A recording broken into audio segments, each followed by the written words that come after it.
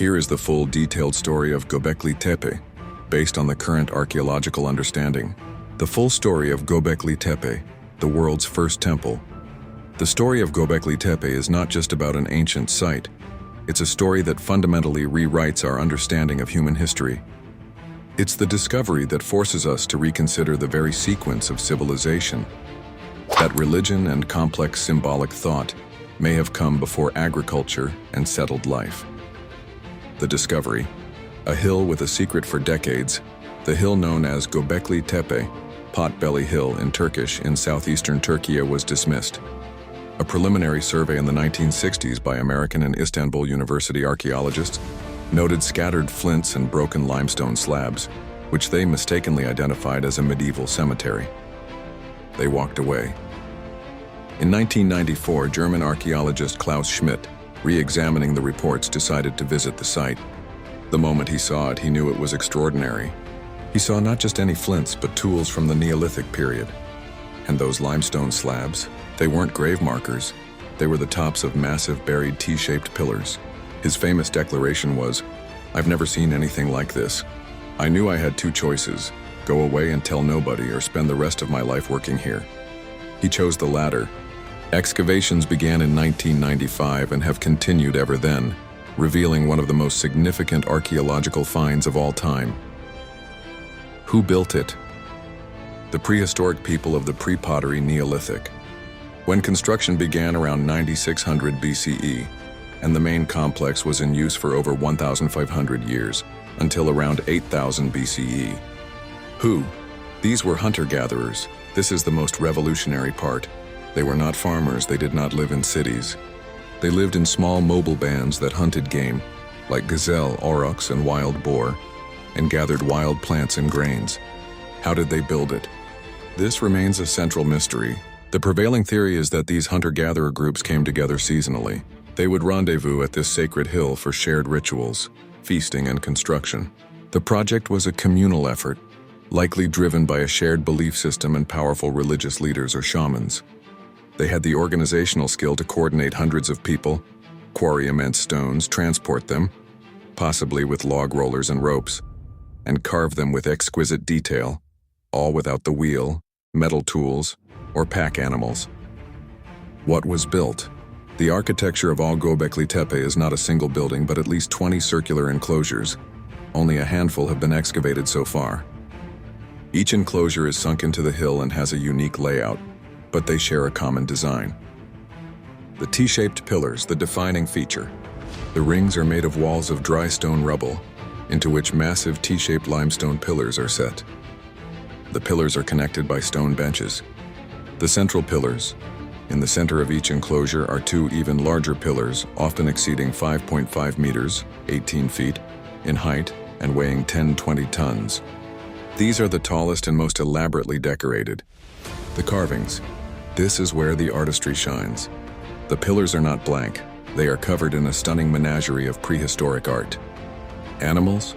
Foxes, snakes, wild boars, gazelles, cranes, vultures, scorpions, and lions. These were not domesticated animals, but powerful, wild, and dangerous creatures of the world they lived in. Abstract symbols, H-shapes, crescents, and discs, possibly representing celestial bodies. Arms and hands. Some of the central T-shaped pillars have carved arms, hands, and loincloths, leading archaeologists to interpret them as stylized human figures, perhaps ancestors, gods, or supernatural beings. The T-shape is thought to represent a headless person. The craftsmanship is exceptional. The builders used flint tools to carve the hard limestone with precision and skill. The purpose: a temple for the hunter-gatherers. There is no evidence anyone lived at Göbekli Tepe. No hearths, no houses, no trash pits from daily life. Instead, archaeologists found evidence of feasting. Vast quantities of animal bones from hunted game, enough to feed large groups, and large stone vessels that could have held beer or other ritual drinks. The prevailing theory is that Göbekli Tepe was the world's first cathedral complex or ritualistic center. It was a place of pilgrimage for hunter-gatherer groups across a wide region. A spiritual center. The carvings of dangerous animals and the towering anthropomorphic pillars likely represent a complex mythology. It may have been a place for rites of passage, mortuary practices. Vultures are often associated with excarnation, the exposure of the dead, and communication with the spirit world. A social hub, it served as a crucial meeting point for otherwise scattered groups. This allowed for the exchange of information, mates, and knowledge, which may have been a catalyst for what came next. The burial and the legacy, the end of an era. Around 8000 BCE, after more than a millennium of use, something remarkable happened. The people of Göbekli Tepe deliberately buried their entire temple. They didn't abandon it. They filled in the enclosures with tons of earth, stone, and animal bones, preserving them perfectly for thousands of years. This act itself seems like a final, sacred ritual. Why was it buried? We don't know.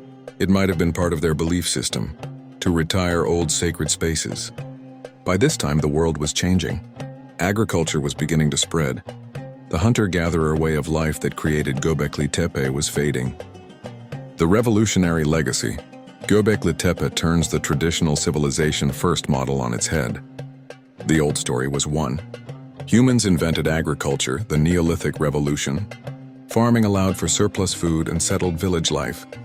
With settlement came specialization, hierarchy, and complex society. 4.